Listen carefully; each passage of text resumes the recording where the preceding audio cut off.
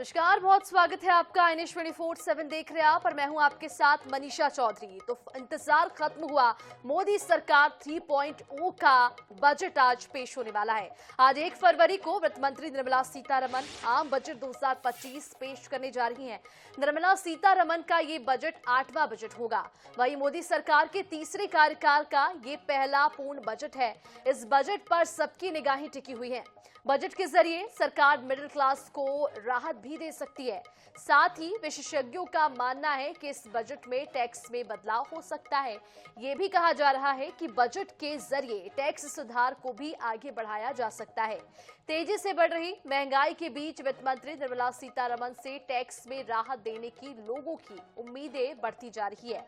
कई सेंटर्स ने इसको लेकर अपनी मांग वित्त मंत्री के सामने भी रखी है। इसमें से सबसे अहम है सैलरी में बेसिक छूट। इस बार के बजट में मोदी सरकार फिर से किसानों, महिलाओं और युवाओं के लिए बड़ी घोषणाएं कर सकती है। किसानों के मुद्दे पर सरकार काफी आक्रामक तरीके से आगे बढ़ती है। ऐसे में किसानों के लिए कुछ अहम योजनाओं का ऐलान भी इस बजट में हो सकता है।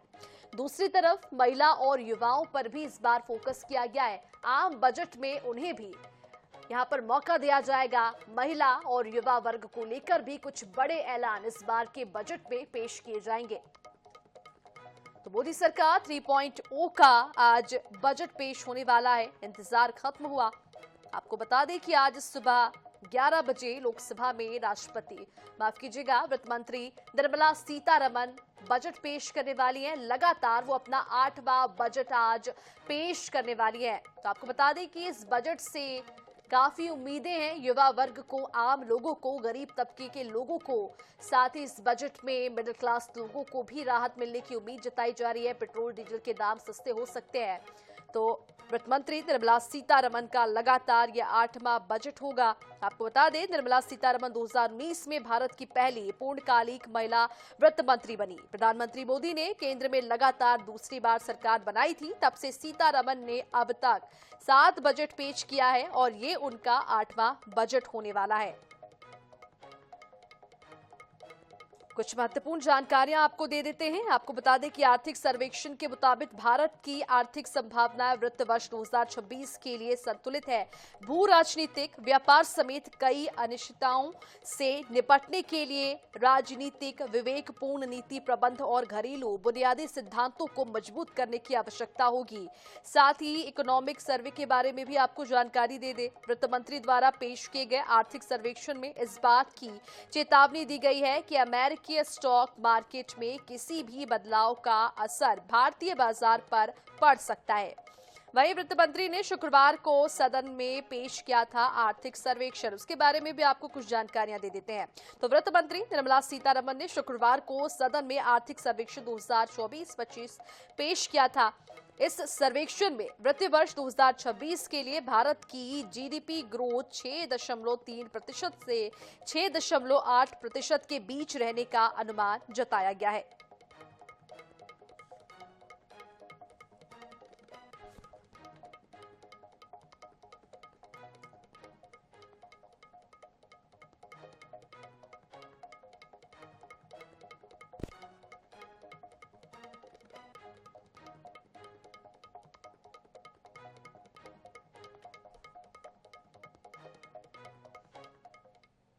और चलिए इसी पूरे मामले पर, बजट पर अपनी प्रतिक्रिया, अपनी राय पेश करने के लिए हमारे साथ भाजपा प्रवक्ता प्रदीप साहू जुड़ चुके हैं। सर, बहुत स्वागत है आपका INH 24/7 पर। वहीं आपको बता दें कि अध्यक्ष सी एसोसिएशन के प्रदीप बिंद्रानी भी हमारे साथ जुड़ चुके हैं। सर, बहुत स्वागत है INH पर आपका। सर, मोदी सरकार 3.0 का आज बजट पेश होने वाला है। आम जनता को इस बजट से कितनी उम्मीद?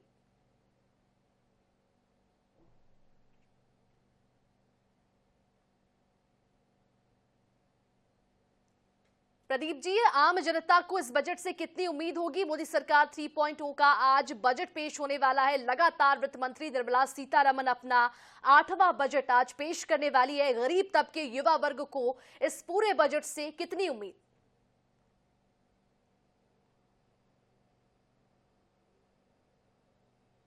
शायद तकनीकी खामियों की वजह से हमारी आवाज उन तक पहुंच नहीं पा रही है। तो आपको बता दें कि मोदी सरकार 3.0 का आज 8वां पूर्णकालिक बजट पेश होने वाला है। बजट का सभी वर्ग को इंतजार था और ऐसे में आज वो घड़ी आ चुकी है, आज वो दिन आ चुका है जहां पर मोदी सरकार 3.0 का आज 8वां बजट पेश किया जाएगा। टैक्स स्लैब में हो सकता है बदलाव। जी हाँ, टैक्स स्लैब में बदलाव हो सकता है। मिडिल क्लास लोग को इससे बड़ी राहत मिलेगी। टैक्स छूट का दायरा बढ़ाने की संभावना है। गरीब तबके को भी राहत मिलेगी।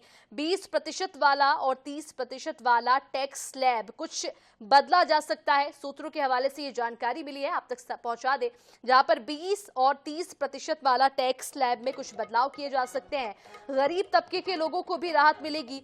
मोदी सरकार किसानों को भी इस बार सौगात देने वाली है। साथ ही युवा वर्ग की अगर बात करें तो युवा वर्ग को भी इस बजट से काफी उम्मीदें हैं और कई तरह की इस बजट से लोगों को उम्मीद है। पेट्रोल डीजल के दाम भी इस बजट में सस्ते हो सकते हैं। और बजट पर अपनी अपनी राय व्यक्त करने के लिए हमारे साथ कुछ मेहमान जुड़ चुके हैं। आपको बता दें कि बीजेपी की ओर से हमारे साथ प्रदीप साहू जी जुड़ चुके हैं और अध्यक्ष सी एसोसिएशन के प्रदीप विंद्रानी जी भी हमारे साथ जुड़ चुके हैं।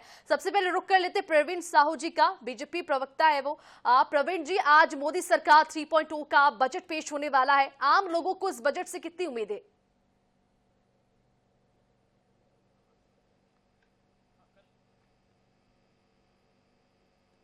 हेलो जी, आप हमारी आवाज सुन पा रहे हैं प्रवीण जी?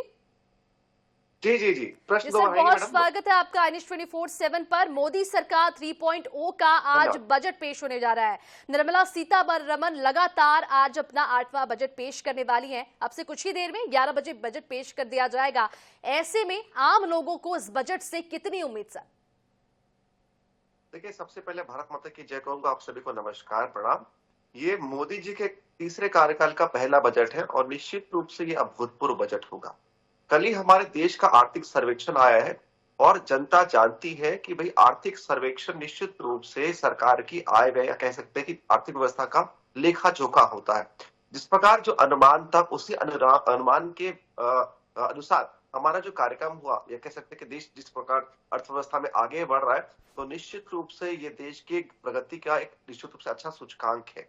आप देख सकते हैं कि भाई जो प्रगति, अगर हम जीडीपी की ग्रोथ रहे तो 6.2 से लेकर 6.8% का अनुमान है, जो कह सकते हैं कि विश्व में सबसे अधिक है। विकसित देशों चाहे विकासशील देशों में ये जीडीपी की ग्रोथ रेट कहीं भी नहीं है। जब हम बात करते हैं वैश्विक स्तर पर जब उथल पुथल का माहौल है, तब भी 6.2 से लेकर 6.8% का जीडीपी ग्रोथ निश्चित रूप से दिखाता है कि भारत की अर्थव्यवस्था बहुत अच्छी स्थिति पर आगे बढ़ रही है।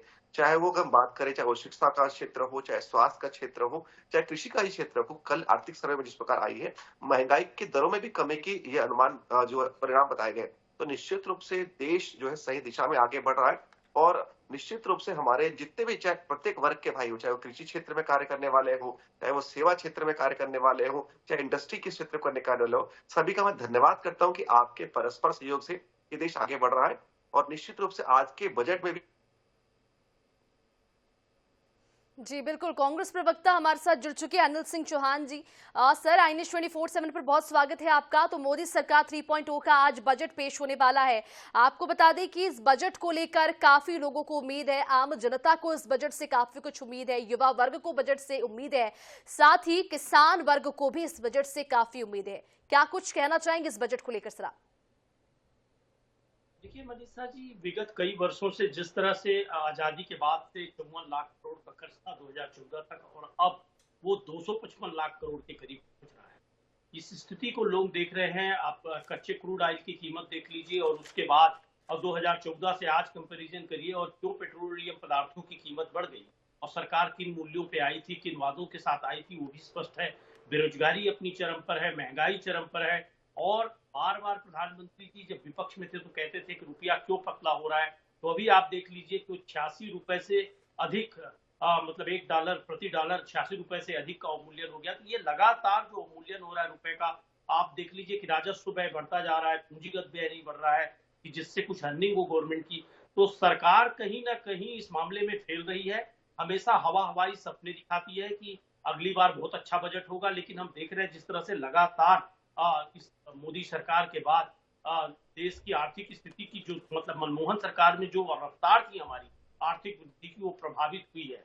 जबकि उस समय वैश्विक आर्थिक मंदी के बाद भी मनमोहन सिंह जी ने बहुत कुशलता से देश को आगे बढ़ाया और निकाला।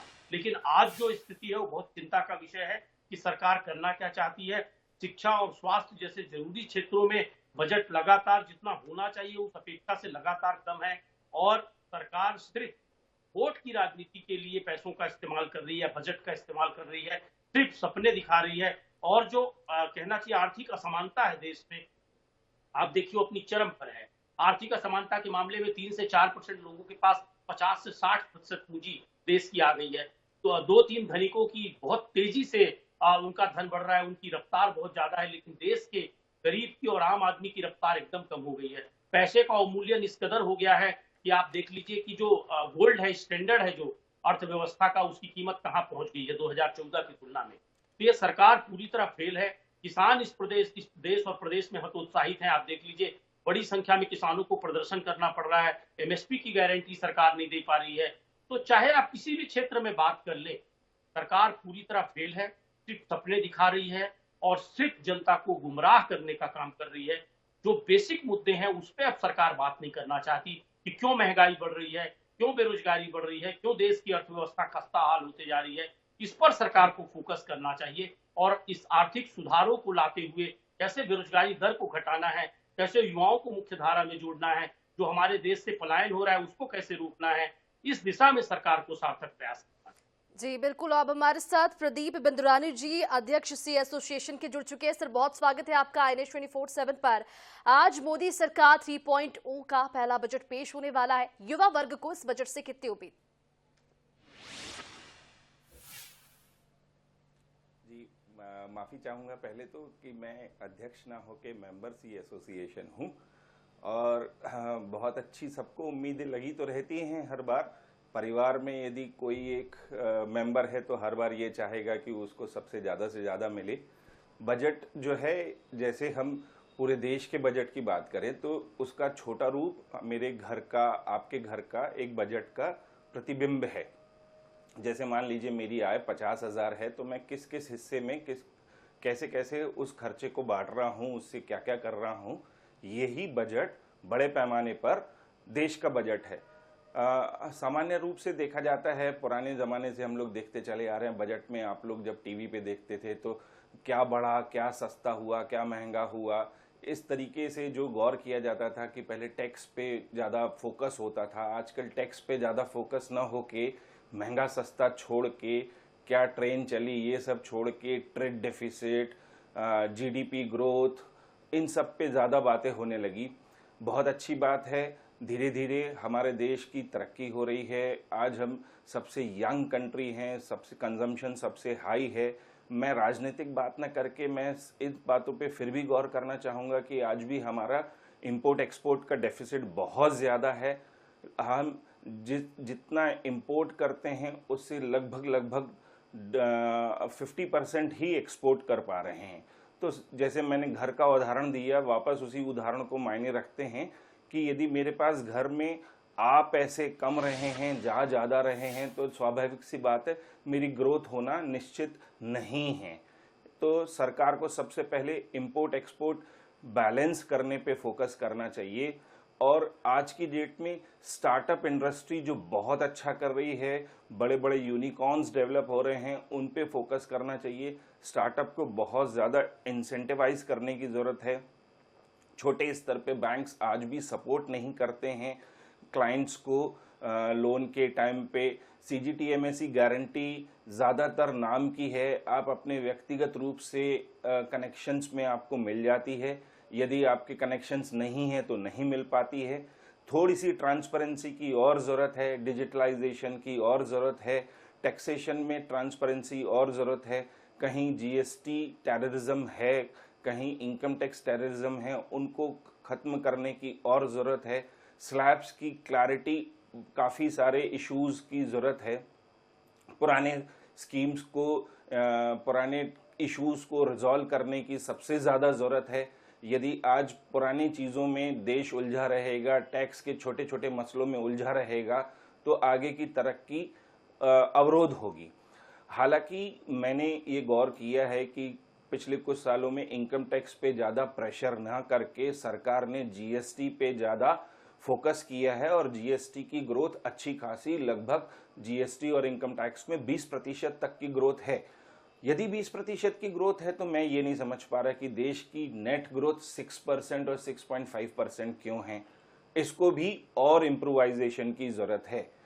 थोड़ा मिसमैनेजमेंट, थोड़ा क्वालिटी कंट्रोल, थोड़ा एडमिनिस्ट्रेशन कंट्रोल, इन सब चीज़ों से बजट का व्यवस्थित इस्तेमाल किया जाना और इन सब टेक्नोलॉजी का सबसे ज़्यादा इस्तेमाल करना, यंग जनरेशन को प्रमोट करना, रोज़गार देना, इन सब चीज़ों से बहुत ज़्यादा फ़र्क पड़ेगा। छोटी छोटी क्लैरिटीज़ में हम लोग इनकम टैक्स वगैरह में अपील्स में अटके रहते हैं। उन छोटी छोटी क्लैरिटीज़ को क्लैरिफाई करना।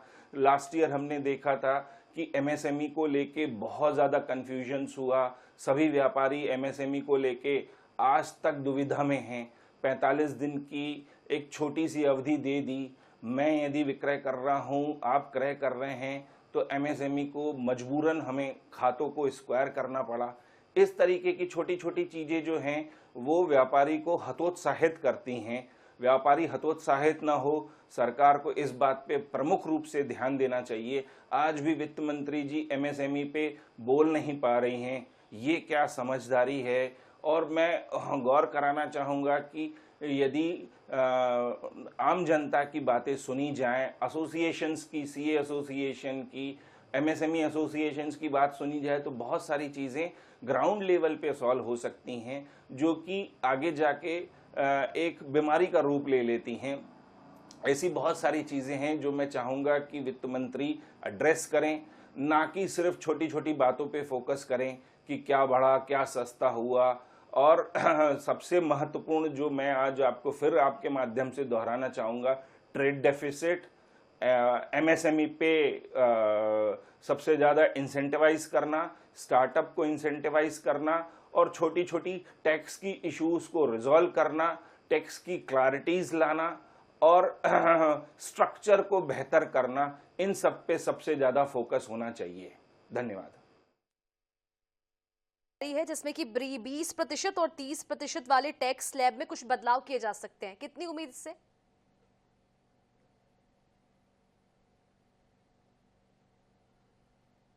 ये लोक लुभावन बजट की तरफ हम लोग जाते चले जा रहे हैं। मुद्दा सिर्फ ये एक स्लैब में बदलाव सिर्फ नहीं है, उसका अमल पे ज़्यादा जोर होना चाहिए।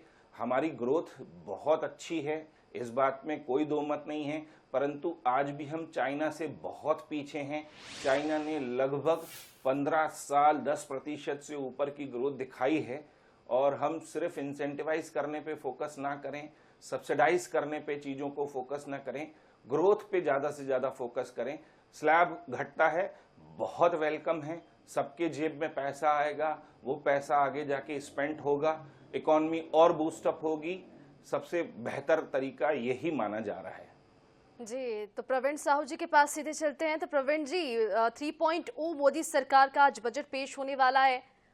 जनता ने इस बार मोदी सरकार को फिर से मौका दिया है। ऐसे में आम जनता को सरकार से काफी कुछ उम्मीद है, युवा वर्ग को काफी कुछ उम्मीद है। क्या उनकी उम्मीदों पर इस बार सरकार खड़ी उतरेगी? निश्चित रूप से खड़ी उतरेगी। सबसे पहले आदरणीय प्रदीप जी के विषय को मैं बड़ी गंभीरता पूर्वक सुन रहा था। अंत में उन्होंने चाइना को धरन दिया। देखिए, उनको मैं विनम्रता पूर्वक बताना चाहूंगा कि चाइना की अगर हम बात करें, जीडीपी की जो एनुअल ग्रोथ रेट है वो 5.2% है। अमेरिका की हम बात करें तो 2.5% ग्रोथ रेट है। यूके की बात करूं यानी ब्रिटेन की बात करूं तो 0.1% है। तो जब विकसित देशों की तुलना करें या चाइना की तुलना करें, उसके तुलना में निश्चित रूप से भारत बहुत आगे है। 5.2 की तुलना और 6.8 की तुलना निश्चित रूप से ये दिखाता है कि भारत की आर्थिक व्यवस्था बहुत अच्छे राह पर चल पड़ी है और निश्चित रूप से इसमें सभी की सहभागिता है। और देखिए, आज मैं राजनीति का विषय नहीं कहूंगा, लेकिन मैं कहना चाहूंगा कि निश्चित रूप से जिस प्रकार हम बात करें, आदरणीय प्रदीप जी विषय को कह रहे थे कि देखिए एमएसएमई के क्षेत्र में भी काम हुआ है। कि अगर बात करूं मुद्रा योजना की बात करूं, देखिए इसकी लॉन्च, इसका जो योजना का प्रारंभ हुआ 2015 में हुआ था।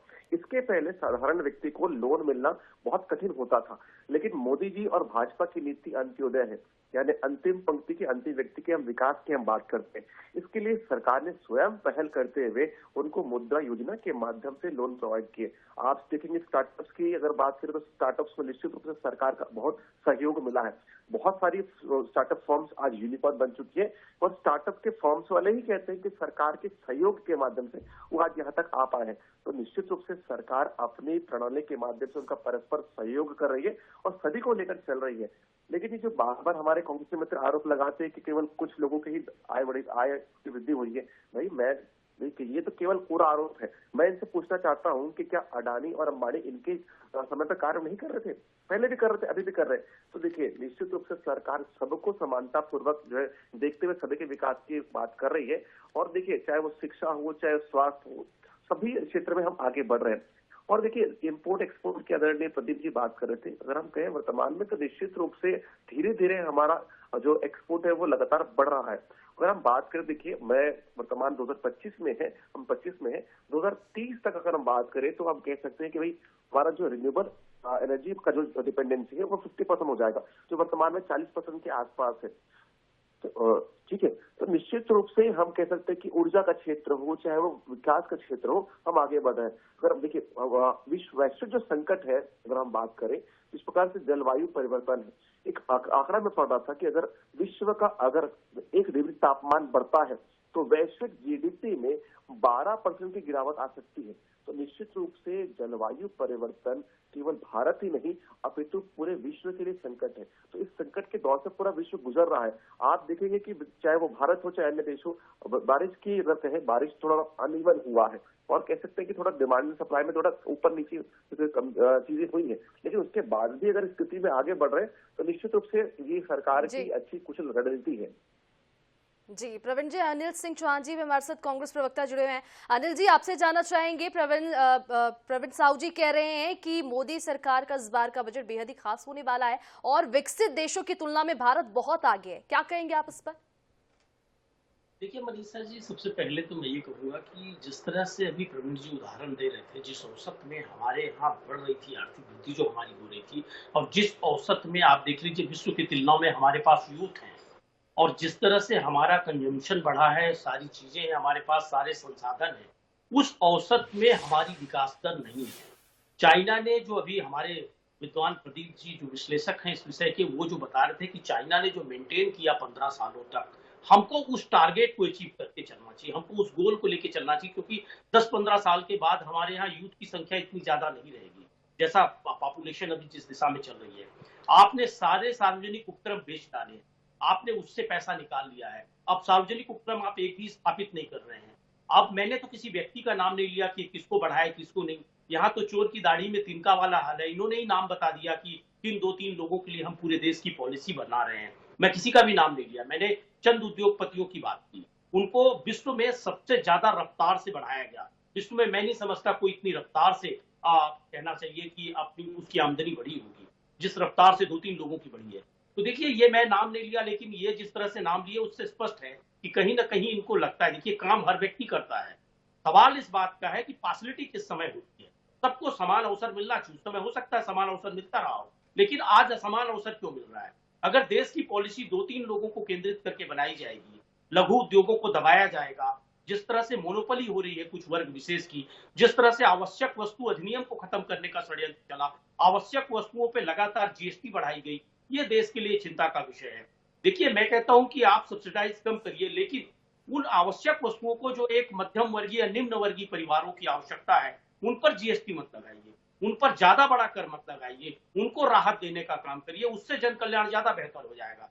लेकिन उस पर आप देख लीजिए कि सरकार अप्रत्यक्ष रूप से किस तरह कर थोप कर आवश्यक वस्तुओं पे और कैसे उनसे वसूली कर रही है, आम लोगों की जेब में डाका डाला जा रहा है। जी बिल्कुल, तो आरोप प्रत्यारोप का दौर तो यूं ही जारी रहेगा। अब देखने वाली बात होगी कि मोदी सरकार के 3.0 के बजट में आम जनता, गरीब तबके, किसान वर्ग, युवा वर्ग और भी कई वर्गों के लिए क्या कुछ फैसलाएं ले जाते हैं, क्या कुछ ऐलान किए जा सकते हैं। हमारे साथ जुड़ने के लिए, अपनी राय व्यक्त करने के लिए आप तीनों का बहुत शुक्रिया। और इसी के साथ फिलहाल इस बुलेटिन में इतना ही। देश और दुनिया की तमाम खबरों के लिए बने रहिए आई न्यूज़ 24/7 के साथ। नमस्कार।